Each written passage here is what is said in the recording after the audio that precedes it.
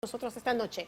Buenas noches, Rosana. Gracias a usted por la invitación. El operativo ha terminado recién ayer, cerca de la medianoche, según entiendo. Sí, es correcto. En realidad, el operativo está dividido en simultáneo, en operatividades que se han realizado en la ciudad de Lima y en Junín. Nosotros hemos desplazado un equipo de fiscales que conjuntamente con la División de Lavado de Activos de la Policía Nacional han ejecutado el operativo de forma simultánea. Y acá en Lima sí se ha extendido hasta la medianoche. Bueno, los fiscales de hecho todavía están desplazados en Junín y están trayendo toda la evidencia incautada en los operativos. Bueno, en todo caso, pues 24, ya 48 horas después, bueno, 24 todavía, ¿no? Se están recién terminando. ¿Qué hallazgos importantes? O sea, digamos, los frutos que se espera encontrar precisamente con este tipo de acciones. ¿Se podría hablar ya de algunos? Sí, en realidad hay valiosa información documental. Han habido además también, creo que, incautaciones de dinero, incautaciones documentales, en general todo lo que ha correspondido también a la posibilidad de encontrar hallazgos dentro de computadoras, o sea, de CPUs que tienen que ser objeto de pericias, porque puede haber incluso información que haya sido objeto de algún tipo de pérdida o de borrado, ¿no? Entonces, estas consideraciones sí son cuestiones técnicas que hay que realizar luego las cadenas de custodia que queda con cada equipo lacrado, luego el fiscal Rojas, a través del trabajo pericial, lo que va haciendo es incorporando ello, y también si la información es información valiosa para otras investigaciones, traslada en solidaridad con quien eventualmente pueda manejar esas otras investigaciones en esa información relacionada a otros delitos. Porque además estamos entendiendo que dada la cantidad de locales partidarios, tiene que haber pues información financiera, información contable, incluso que tengan que sustentar de alguna manera la compra de esos locales partidarios, ¿no es cierto? E incluso lo que ya se conocía, que tenía que ver con esta especie de depósito que se armó para poder pagar parte de este pago judicial que tenía que hacer Vladimir Cerrón. Sí, y adicionalmente los usos de estos inmuebles, porque como correctamente usted lo ha dicho, hay, por ejemplo, el caso de uno de los locales del Partido Perú Libre que no está aún inscrito en registros públicos a nombre del propio partido político, ¿no? Y toda la forma en cómo se pagó el precio de esa compraventa. Además también porque dentro de los allanamientos se puede determinar cuál es el objeto de uso de ese inmueble, en donde hay una parte que efectivamente está destinada al uso de las actividades políticas del partido, pero hay también alguna parte de la vivienda que es usada para efectos personales, específicamente del señor Cerrón, con probabilidad. Entonces, de hecho, en ese aspecto, todo eso va relacionando a lo que puede hacer también la hipótesis de la presunta estructura de la organización criminal en donde el señor Cerrón, el señor Vladimir Cerrón, tiene un rol preponderante. Claro. Ahora, de inmediato Vladimir Cerrón emitió un tuit en el que habla de persecución policial, ¿no? Persecución judicial, perdón, y en el caso puntual del equipo especial. Zaira Arias también comparte, la congresista, pues esa indignación respecto a esta supuesta persecución y llama incluso a reforma judicial ya. ¿Cómo interpreta usted esa respuesta? Bueno, es una amenaza directa hacia los pilares fundamentales de la democracia, que es la independencia en el ejercicio de la función judicial y la autonomía del Ministerio Público, porque aquí estamos hablando, Rosana, de que la medida de ejecución de los allanamientos es autorizada por un juez de la Corte Penal Nacional, una corte altamente especializada en crímenes de alta complejidad. En ese sentido, nosotros lo que hacemos es investigar a políticos que presuntamente han cometido graves casos de lavado de activos, corrupción de funcionarios vinculados a aparatos de criminalidad organizada. Y realmente termina siendo siempre una declaración de los políticos el hecho de que se judicialice la política o que eventualmente sea una persecución política cuando nosotros nos mantenemos en el plano de la judicialidad técnicamente y guiados objetivamente por la evidencia que se va incorporando a las investigaciones. Ahora, acá creo que es sumamente importante entender el desarrollo de los hechos, partiendo primero de lo que significa dinámicos del centro, que es este caso de corrupción, y el salto que da para lavado de activos. Pero esto es precisamente sobre la base de los otros hallazgos, de que el dinero habría ido a financiar esa tesis. ¿Qué tan sólida es? Mire, es muy sólida y eso permite justamente que nuestra planificación estratégica no sea por los plazos máximos de investigación que normalmente son de 36 meses. Nosotros hemos pronosticado la duración de la etapa de investigación por 16 meses. ¿Eso por qué razón?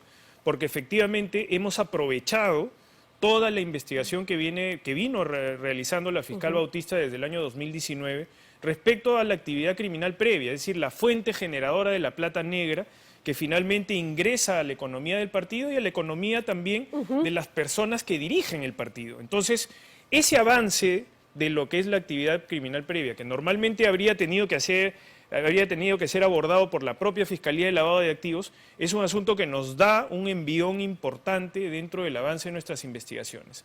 Luego de eso, el fiscal Richard Rojas y su equipo de trabajo está activando todas las medidas que legalmente corresponden dentro del debido proceso para seguir incrementando la evidencia y la averiguación de la verdad en este grave caso. Claro.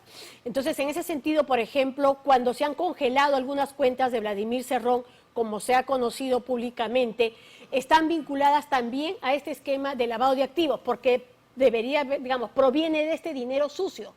Lo que sucede es que el dinero ilícito, el dinero sucio, ingresa seguramente en una buena cantidad al partido político, pero también ingresa a la economía de los que dirigen el partido, porque es una modalidad de instrumentalizar el partido político para captar activos de naturaleza ilícita. En este caso, la organización criminal también los generaba desde Junín, es decir, desde el abuso de la posición de lo que era en ese momento el ejercicio de la cosa pública, de la gobernación local o regional, que generaba a partir de actos de corrupción de diferente naturaleza, algunos vinculados a la expedición de licencia, pago de servicios médicos, incluso intervención en lo que podrían ser licencias sociales relacionadas con la minería. Todo esto genera dinero ilícito, y ese dinero ilícito va a la economía de algunos dirigentes del partido político y también del propio partido político, que tiene que sufragar enormes gastos producto de la campaña política, primero en la primera vuelta presidencial y luego en la segunda vuelta presidencial.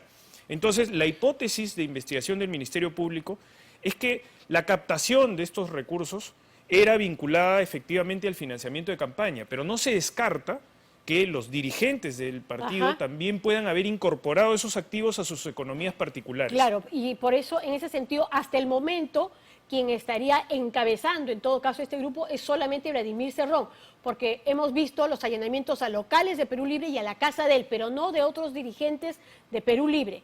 Lo que sucede es que dentro de la estructura de la organización criminal nosotros ya hemos manifestado de que el señor Vladimir Cerrón se encuentra dentro de la cúspide de la organización criminal por su participación paradigmática dentro de lo que es el desarrollo de la investigación. El señor Cerrón crea el partido político en el año 2008, primero para conquistar el gobierno local y regional, y luego, usando de lo que es el ejercicio de la cosa pública, genera distintas modalidades de obtención de recursos de naturaleza ilícita, y estos finalmente son destinados al partido político que tiene una ambición mayor, que es la de ganar la presidencia de la República en su oportunidad.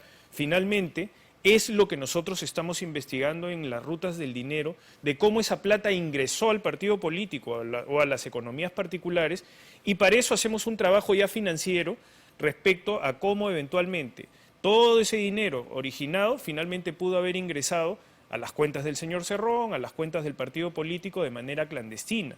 Y la Unidad de Inteligencia Financiera y la División de Lavado de Activos de la Policía Nacional nos apoyan en ese esfuerzo para seguir progresando dentro de lo que es la acumulación de esta evidencia. Claro, ahora, los plazos que se pueden esperar a raíz precisamente de esta decisión que se ha tomado, de esta acción de allanamiento, algunos se preguntan, incluso al momento de que ustedes empiezan a hacerse cargo, ¿no?, de este caso de lavado de activos, ¿cuánto tiempo va a tomar y si están en condiciones de emprender más casos, teniendo en cuenta que pues tienen eso, casos que están vinculados a Keiko Fujimori, casos que están vinculados incluso a Vizcarra, a Humala, a tantos expresidentes de la República? Hay que separar en este caso, Rosana, de que los casos a los que usted hace referencia son parte del equipo especial de fiscales que no se encuentra a cargo de la investigación del financiamiento de la campaña de forma ilícita del Partido Perú Libre y de sus dirigentes.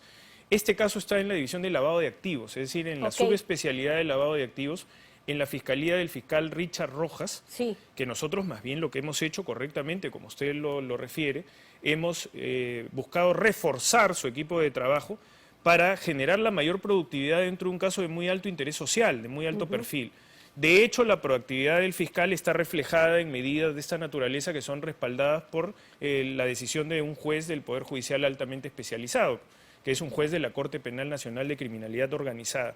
De tal manera que la expectativa es que el fiscal Rojas, de forma autónoma, continúe evolucionando dentro de su investigación, siga, por supuesto, activando todos los mecanismos que la ley prevé, respetando el debido proceso, es decir, respetando el derecho de los investigados a defenderse, pero siempre procurando una finalidad en sí mismo del proceso penal, que es la proscripción de la impunidad. Nosotros lo que hacemos, reitero, es investigar a políticos que presuntamente han cometido graves casos y que tal vez reclaman ser tratados de una manera diferente, cuando son ciudadanos que finalmente también debe recaer todo el rigor de una investigación si es que eventualmente cometieron estos graves crímenes de los cuales están siendo objeto de investigación. Ustedes en varias oportunidades, entiendo, han estado solicitando información de parte de Perú Libre y de algunos de los dirigentes. ¿Ha habido colaboración de parte de ellos? Esa es una de las razones que se recogen dentro de la decisión judicial. Efectivamente, el fiscal Richard Rojas requirió información que nunca fue contestada, que nunca fue proporcionada. De tal manera que el fiscal, como usted comprenderá, Rosana, no puede quedarse de brazos cruzados a esperar que exista la materialización de esa voluntad incierta. Y por eso tiene que activar proactivamente todos los mecanismos que la ley prevé para buscar la información y precisamente de forma objetiva seguir progresando dentro de la averiguación de la verdad, que tiene elementos sólidos respecto a la presunción del financiamiento ilegal de esa campaña. ¿Ha habido apoyo institucional para este caso? Rosana, ¿Siente usted que tiene respaldo? Mire, el principal apoyo es el respeto a la autonomía fiscal. Nosotros tenemos una encargatura funcional respecto a la evidencia. La evidencia es la que nos gobierna y la que determina el comportamiento de los fiscales. El fiscal está recibiendo el máximo apoyo posible en el reforzamiento de sus estructuras investigativas, ¿no? En el equipo se le ha reforzado, reitero, como para que pueda afrontar una investigación de alto perfil, pero esencialmente pensamos de que el mayor respaldo siempre está en el respeto de la autonomía de los fiscales. Y por eso siempre estamos en permanente estado de alerta respecto a cualquier intromisión, incluso del abuso de la política, cuando se instrumentaliza para obstruir la acción de la justicia. Claro, y en este caso pedir reforma judicial ya es un poco una mala señal, como para cerrar. Evidentemente, porque ya hemos tenido algunos otros casos en los que evidentemente el uso de la política es transversal precisamente a buscar entorpecer la labor de los fiscales y por otro lado tratar también de desprestigiarlos a partir de la información o del ejercicio de las actividades cotidianas del fiscal. Entonces, eventualmente nosotros tenemos que afrontar también el comportamiento de las defensas legales y a partir de ello el Ministerio Público debe estar preparado para un reto profesional también de esta envergadura. Bien, muchísimas gracias por haber estado con nosotros. Ya habrá oportunidad para hablar de los otros temas pendientes, ¿no es cierto? De lo que está pasando con Humala, de lo que está pasando con el caso Vizcarra y también el de Keiko Fujimori. Muchísimas gracias, fiscal Vela. Muchas gracias a usted por la oportunidad, Rosana. Y nosotros nos vamos a una brevísima tanda comercial, ya regresamos.